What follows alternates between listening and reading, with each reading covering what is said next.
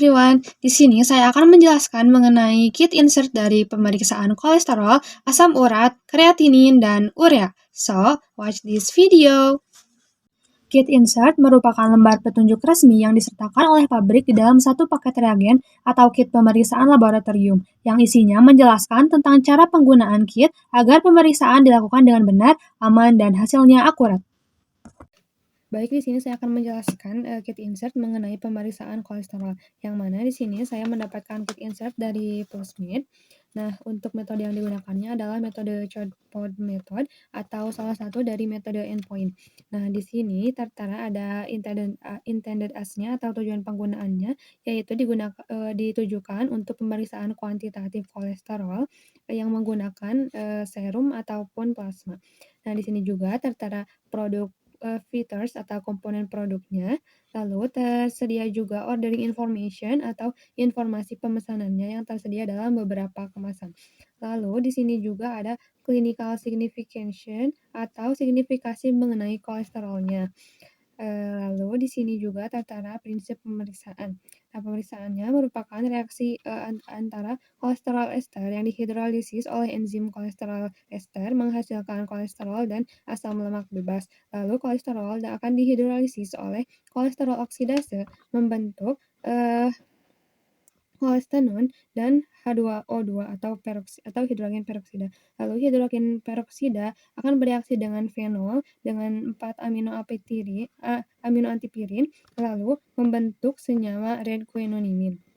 Lalu di sini terdapat juga normal range-nya atau nilai normalnya, yaitu 130 sampai 250 mg per desiliter.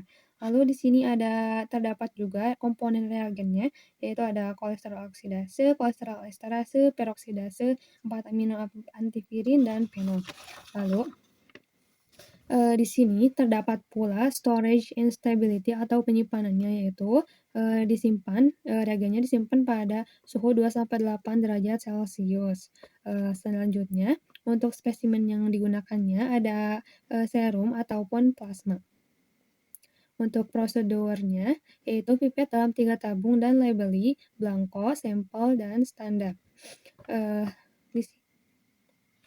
di sini untuk pembuatan blankonya itu dengan menambahkan reagen kolesterol sebanyak 1 mili. Untuk pembuatan standarnya dibutuhkan kolesterol reagennya sebanyak 1 mili, lalu kolesterol standarnya sebanyak 10 mikroliter. Lalu di sini untuk tes atau sampelnya itu dengan menambahkan reagen kolesterol sebanyak 1 mili dan untuk spesimennya itu 10 mikron. Lalu campur dan inkubasi dengan waktu 5 menit pada suhu 37 derajat dan 10 menit pada suhu ruang. Lalu dibaca pada absorbansi 500 sampai 540 nanometer. Nah, di sini juga terdapat sistem parameternya untuk pemeriksaan kolesterol. Nah, di sini untuk reaction type-nya ada metode endpoint. Untuk satuannya adalah miligram per desiliter. Untuk panjang gelombangnya 505 nanometer. Untuk blanking width-nya memakai reagen. Lalu untuk flow cell temp-nya atau temperaturnya 37 derajat Celcius. Untuk panjang gelombangnya untuk volume sampelnya sebanyak 10 mikron. Lalu untuk parameter measure-nya, untuk measure low-nya itu di 130 dan untuk measure high-nya itu ada di 250. Lalu di sini juga tertera mengenai quality control dan juga ada catatan tambahan mengenai pemeriksaan. Lalu di sini saya akan menjelaskan kit insert dari pemeriksaan asam urat. Nah, untuk kit insert-nya saya dapatkan dari Glory Diagnostic. Nah, untuk metode yang digunakannya merupakan metode enzymatic colorimetric method atau endpoint. Nah, untuk komponen produknya di sini tersedia dalam beberapa pilihan kemasan yang tersedia. Lalu untuk prinsipnya, yaitu asam urat dioksidasi oleh urikase menjadi alantoin dengan pembentukan hidrogen peroksida dengan adanya peroksidase atau POD, campuran di klorofenat sulfonat dan 4 amino antipirin dioksidasi oleh hidrogen peroksida untuk membentuk pewarna quinonimin yang sesuai dengan konsentrasi asam urat yang ada dalam sampel. Lalu di sini terdapat juga komposisi reagennya, yaitu terdiri dari R1 atau monoreagen yang terdiri dari fosfat buffer dan lain-lain. Lalu di sini juga ada reagen standarnya untuk pemeriksaan asam urat, yaitu konsentrasi standarnya di sini tertera juga sebanyak 6 mg per desiliter. Lalu di sini juga terdapat penyimpanannya atau storage instability-nya disimpan pada suhu 2-8 derajat Celcius. Lalu di sini juga tertera mengenai reagen preparation atau persiapan reagen. Nah, di sini terdapat terdapat keterangan bahwa monoreagen dan standar itu siap untuk digunakan. Jadi tidak perlu menggunakan campuran-campuran lagi. Selanjutnya, untuk sampel, jika memungkinkan, pengobatan harus Selanjutnya, untuk persyaratan sampel di sini, jika memungkinkan, pengobatan harus dihentikan 12 jam sebelum pengambilan sampel. Lalu untuk kriteria sampelnya adalah serum yang bebas hemolisis, lalu plasma eta atau heparin, dan urin. Nah, di sini juga terdapat interference atau gangguan yang akan mengganggu dalam proses pemeriksaan. Ada lipemia dalam intralipid kurang dari 5 gram per liter, itu tidak mengganggu. Lalu ada bilirubin apabila kurang dari 10 mg per desiliter, itu tidak mengganggu. Lalu ada hemoglobin dan obat-obatan yang mungkin saja dapat mengganggu hasil pemeriksaan. Lalu di sini ada komponen yang dibutuhkan atau material required-nya. Nah, di sini adalah untuk alatnya adalah potometer atau kolorimeter yang disetting dengan panjang gelombang sebesar 520 nanometer. Lalu temperatur konstannya yaitu 37 derajat Celcius dan pipet, reagen, dan sampel. Selanjutnya, untuk prosedur pemeriksaannya di sini adalah bawa reagen dan sampel di suhu ruang, lalu pipet dan labeli. Yang pertama untuk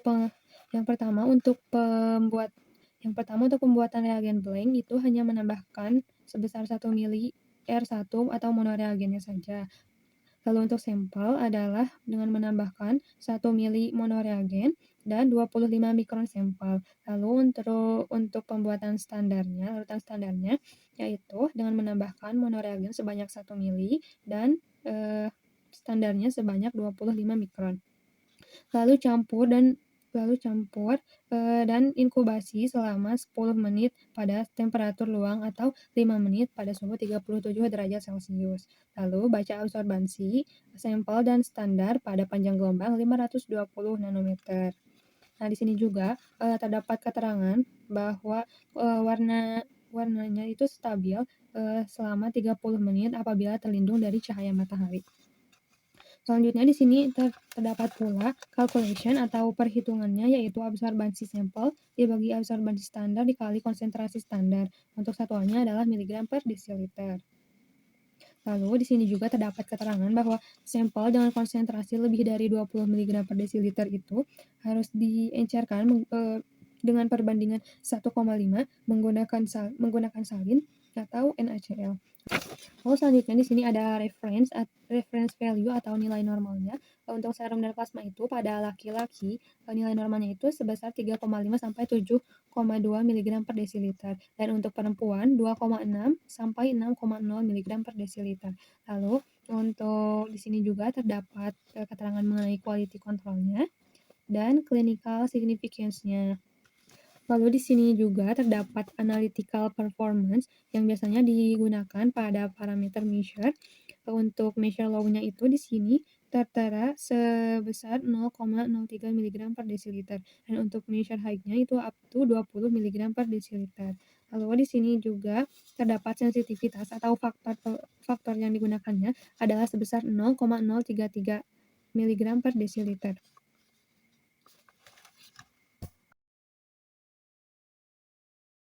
Lalu di sini saya juga akan menjelaskan mengenai kit insert pemeriksaan urea. Nah, untuk kit insertnya saya dapatkan juga dari Glory Diagnostic. Lalu di sini untuk metode yang digunakannya adalah UV enzymatic method atau kinetik. Nah, untuk di sini tertera komponen-komponen produknya yang tersedia dalam berbagai kemasan. Lalu di sini untuk prinsipnya yakni urea dihidrolisis oleh urease menjadi amonia dan karbon dioksida. Lalu, amonia kemudian diubah menjadi glutamat oleh glutamat dehidrogenase atau GLDH dengan adanya NADH dan oksaglutamat. Lalu, di sini ada komposisi reagennya, terdiri dari R1, R2, dan standar. Untuk di sini, untuk standarnya, Nah, untuk konsentrasi standarnya di sini tertera sebesar 50 mg per desiliter. Lalu di sini ada storage and stability atau penyimpanannya disimpan pada suhu 2-8 derajat Celcius. Lalu di sini juga terdapat reagent preparation atau persiapan reagennya, yaitu kita harus membuat dulu working reagent dengan cara mencampur 4 mili R1 ditambah dengan 1 mili dari R2. Lalu si campuran ini akan stabil selama 2 bulan pada suhu 2-8 derajat Celcius. Lalu di sini ada sampelnya. Untuk kriterianya adalah serum atau plasma heparin yang tidak hemolisis atau juga bisa juga menggunakan urin. Lalu antikoagulan lain seperti amonium heparin atau double oksalat dari potasium dan amonium itu tidak boleh digunakan.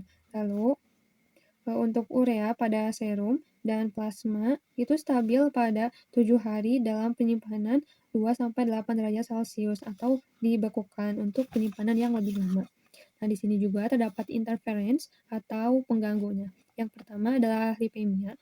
Apabila intralipid kurang dari 5 gram per liter itu tidak mengganggu. Untuk bilirubin 40 mg per desiliter atau hemoglobin kurang dari 4 gram per liter itu tidak mengganggu juga. Ada obat-obatan lain dan kondisi lain juga yang mungkin mempengaruhi. Nah, di sini ada contamination of glassware atau kontaminasi peralatan gelas dan air oleh amonia akan memberikan hasil yang lebih tinggi. Lalu di sini juga fluorida yang umum digunakan sebagai antikoagulan dapat menghambat urease dari sumbat. Di sini. Lalu di sini juga terdapat material required atau komponen yang dibutuhkannya di sini. Untuk alatnya ada photometer atau spektrofotometer dengan suhu 37 derajat Celcius dan pembacaan gelombang yaitu pada 340 nanometer. Lalu dibutuhkan juga stopwatch, strip recorder atau printer. Lalu ada cuvette, lalu juga ada pipet dan juga ada pipet untuk memipet reagen dan sampel. Lalu di sini ada prosedur yang pertama Lalu di sini juga tertera prosedur yang mana yang pertama adalah dilakukan pra-inkubasi working reagent, sampel dan standar hingga mencapai suhu reaktif. Lalu yang kedua adalah atur fotometer keabsorbansi 0 dengan air suling. Pipet ke dalam kuvet sebanyak 1 mili working reagent dan 10 mikron sampel atau standar. Lalu campur perlahan dan masukkan kuvet. Lalu mulai stopwatch. Catat absorbansi pada panjang gelombang 340 nanometer tepat setelah 30 detik dan setelah 10 detik untuk A2-nya. Lalu hitung perbedaan antara absorbansi. 30 detik tadi merupakan delay time. Lalu untuk measure time-nya tadi disebutkan adalah 90 detik kemudian. Lalu di sini juga terdapat informasi mengenai perhitungannya. Nah, di sini terdapat juga keterangan bahwa sampel dengan konsentrasi lebih dari 500 mg per desiliter itu harus diencerkan menggunakan perbandingan 1:2 dengan larutan salin atau untuk urin itu diencerkan 1:50 dengan air destilat atau dengan air destilat. Lalu di sini ada reference value atau nilai normalnya. Yang pertama, untuk serum dan plasma pada bayi berusia kurang dari 10 hari itu 6,4 sampai 53,5 mg per desiliter. Untuk dewasa 12 sampai 60 tahun sebesar 15 sampai 40 mg per desiliter. Lalu di sini juga ada nilai normal terhadap urin untuk dewasanya itu 26 sampai 43 gram. Lalu di sini juga terdapat keterangan mengenai quality control, clinical significance atau kondisi klinis terkait urea. Lalu ada juga catatan tambahan mengenai pemeriksaan. Nah, di sini juga ada terdapat analytical performance yang biasa digunakan untuk parameter measure-nya. Nah, untuk measure low-nya itu ada di angka 1,14 mg per desiliter dan measure high-nya ada di up to 500 mg per desiliter. Ada sensitivitas atau faktornya yaitu 3 mg per desiliter. Dan yang terakhir, di sini saya akan menjelaskan mengenai kit insert pemeriksaan kreatinin. Nah, kit insert ini juga masih sama dari Quality Diagnostic. Nah, untuk metode yang digunakannya adalah fixed time metode. Untuk komponen-komponen dalam kemasannya tersedia dalam 3 kemasan dengan volume yang berbeda-beda. Nah, untuk prinsipnya adalah prosedur ini didasarkan pada modifikasi reaksi pikrat asli atau JAVE kreatinin dalam kondisi basah bereaksi dengan ion pikrat membentuk kompleks kemerahan dan laju pembentukan kompleks yang diukur melalui peningkatan absorbansi dalam interval waktu yang telah ditentukan berbanding lurus dengan konsistensi kreatinin dalam sampel. Lalu di sini terdapat komposisi reagennya yang terdiri dari R1, R2 dan yang terdiri dari R1, R2, dan larutan standar. Nah, di sini tertera bahwa konsentrasi standarnya itu adalah 2 mg per desiliter. Lalu di sini ada penyimpanannya, tertera bahwa disimpan pada suhu 15 sampai 30 derajat Celcius. Lalu di sini ada reagen preparation atau persiapan reagennya dengan cara membuat working reagen. Nah, caranya itu adalah dengan mencampur satu volume dari R1 ditambah dengan satu volume dari R2 yang stabil pada dalam waktu 1 minggu pada temperatur ruang. Nah, untuk sampelnya adalah menggunakan serum atau heparin plasma. Nah, bisa juga dengan menggunakan urin. Nah, di sini juga tertera bahwa kreatinin pada serum dan plasma itu stabil selama 24 jam pada suhu 2 sampai 8 derajat Celcius atau dalam suhu yang dibakukan. Lalu